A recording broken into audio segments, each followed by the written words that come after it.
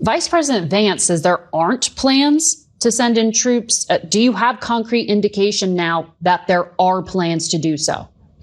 Well, let's make it clear. The President of the United States essentially just declared war on a major city in his own nation. This is not normal, Margaret. This is not acceptable behavior.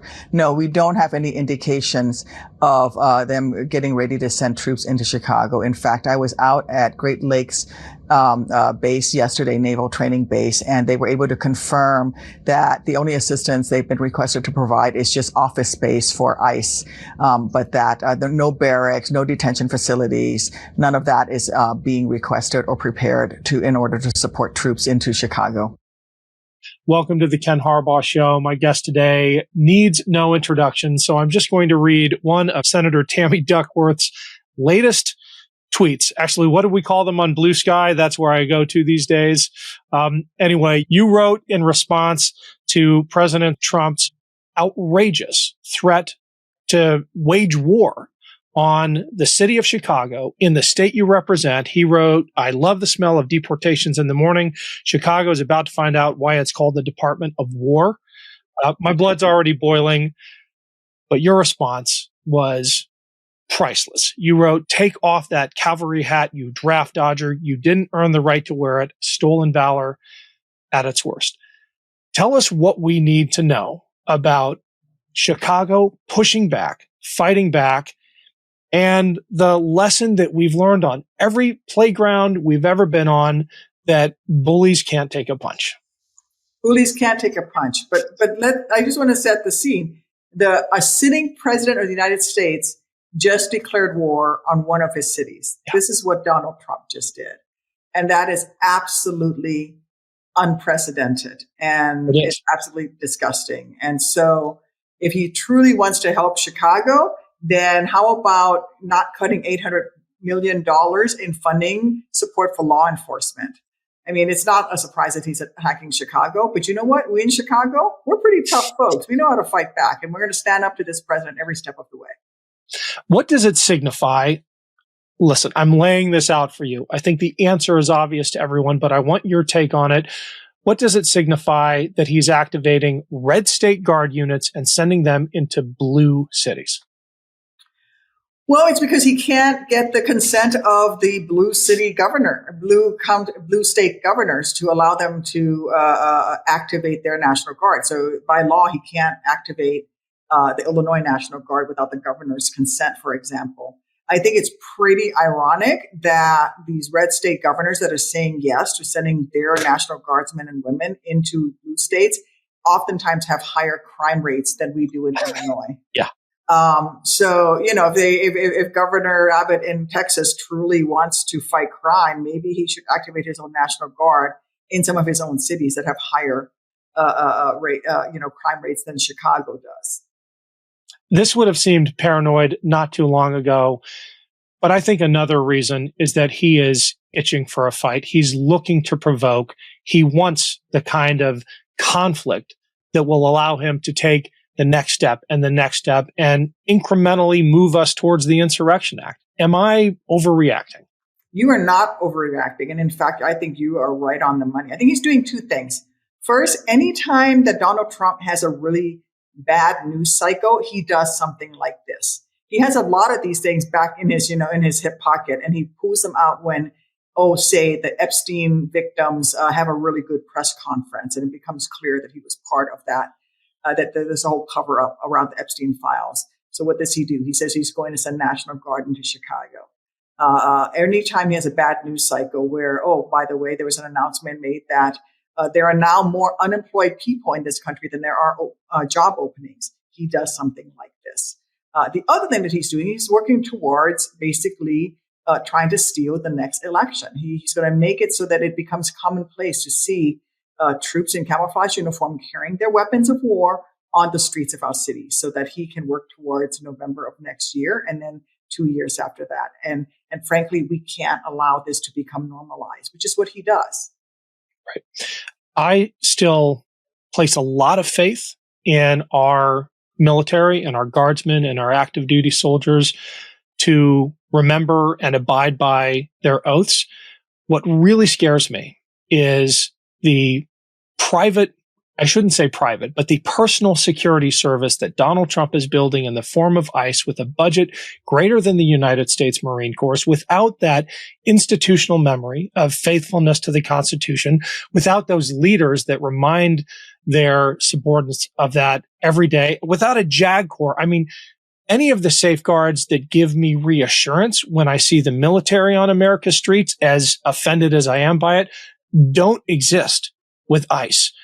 Do you think that that is setting us up for something in 2026 that would be even more fundamentally anti-democracy than what we're seeing today? Well, I think that it's a real possibility, and I am just as deeply concerned. And they are out there recruiting in astronomical numbers. The six-figure salaries that they're offering to, in particular, young men. They're targeted to come work for ICE, and the chest thumping machismo stuff that they're doing is pretty scary. And you're exactly right. There's no JAG Corps. There is no training in the professionalism. The thing about being a soldier that I was very proud of, being an Army officer for all those years, was that we viewed it as a profession. It's a profession of arms. And you had ethics, and you had rules of war, and you had rules of conduct, and all of those types of things. These ICE agents are not getting this, especially these young folks that are being recruited and immediately put out on the streets. And so we do have to curb them, and not allow them free reign.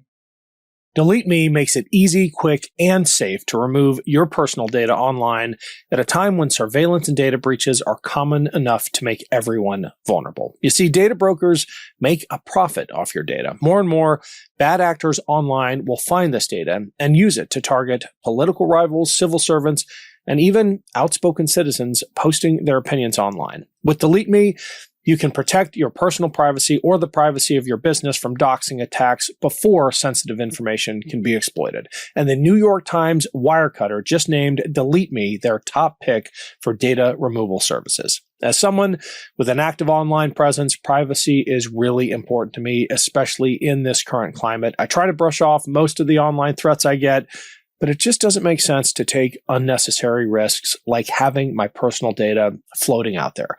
But thankfully, Delete Me can help remove it from those sites and keep your info from falling into the wrong hands. So take control of your data and keep your private life private by signing up for Delete Me. Now at a special discount for our listeners. Get 20% off your Delete Me plan when you go to joindeleteme.com/Ken and use promo code Ken at checkout. The only way to get 20% off is to go to joindeleteme.com/Ken and enter code Ken at checkout. That's joindeleteme.com/Ken, code Ken. Hey, it's Ken Harbaugh. Quick break to say thank you to everyone who's been following and supporting this show and this channel. None of it happens without you. And if you haven't yet subscribed to my Substack page, I'd really appreciate the follow. It's a great way to make sure you never miss an episode. It's free to sign up. And if you're able to pitch in a few bucks, every dollar goes back into the show. Just search for The Ken Harbaugh Show on Substack or click the link below. Thanks. There is a reason that those ICE agents are covering their faces and our National Guardsmen are not. And I think at the end of the day, the reason is shame, right? Deep down, I am sure some of these ICE agents understand that the verdict of history is going to be damning on what they're doing, but that $50,000 signing bonus is just too tempting. What really worries me is the possibility of the American people conflating the two organizations.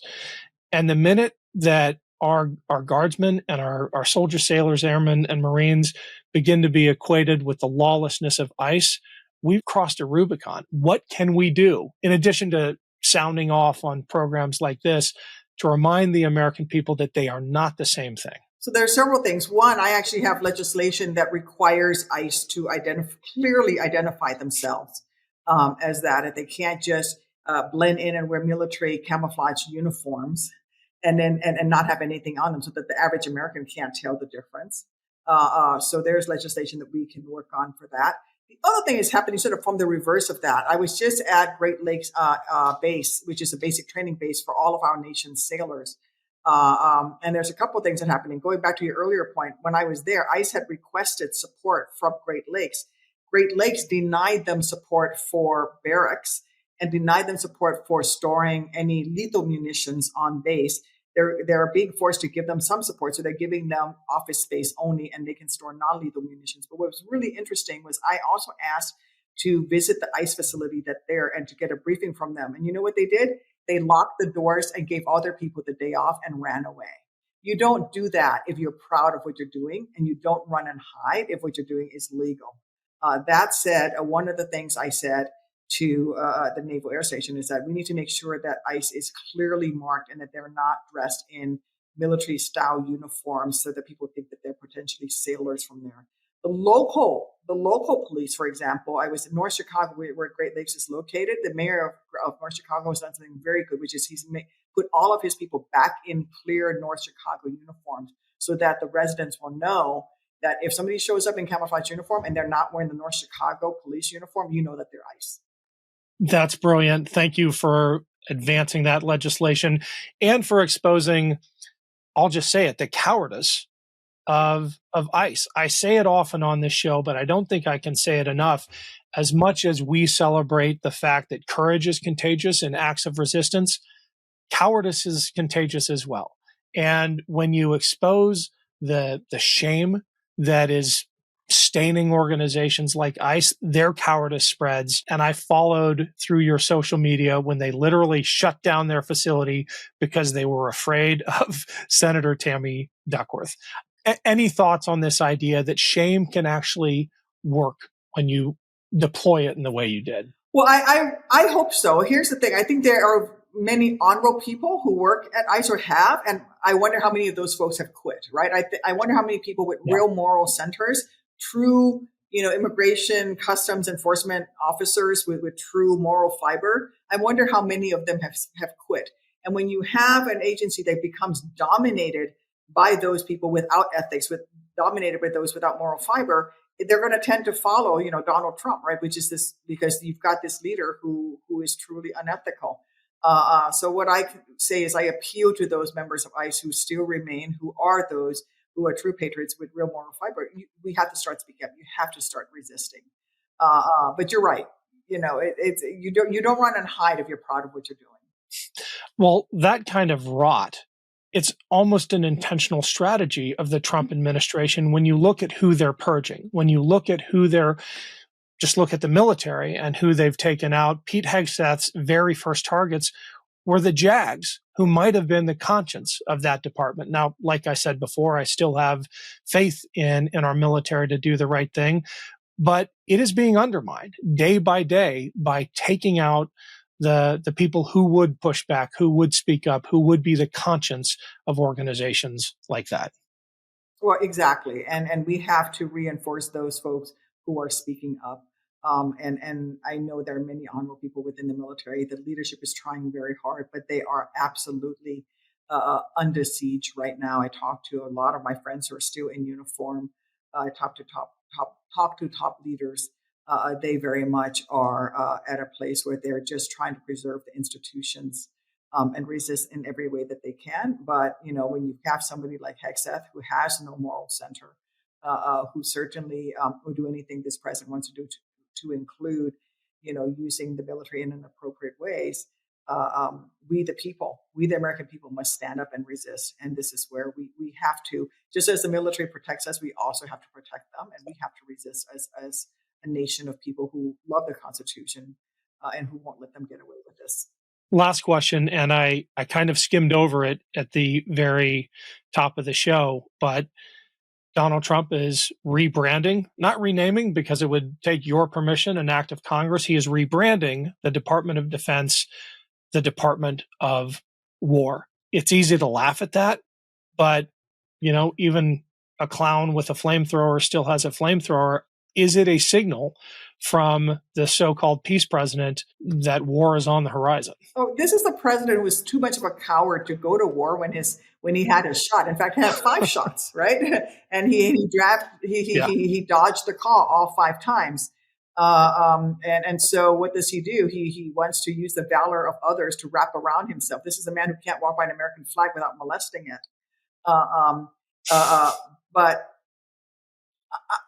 we can't fight him where he wants us to fight him. He wants us to fight him and get all apoplectic over him calling it the Department of War. What I need to focus people on is the fact that this will cost $2 billion. Renaming the Department of Defense will cost the taxpayers $2 billion. So we need to speak to all the people who voted for him, who thought he was going to be the president for peace, and talk about the fact that, in fact, he's pushing us towards war.